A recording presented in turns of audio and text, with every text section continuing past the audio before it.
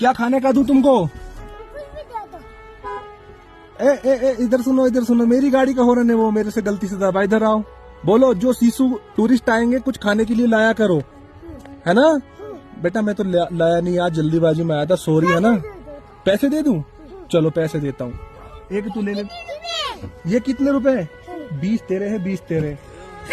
चलो I love you बोलो guys को, आई लव यू बोलो गाइस, बोलो एमडी राज मेरा भाई, हाथ मिला लो। चलो अगली बार खाने के लिए लाऊंगा। कहाँ रहते हो? यहाँ उस वाले कैंप में।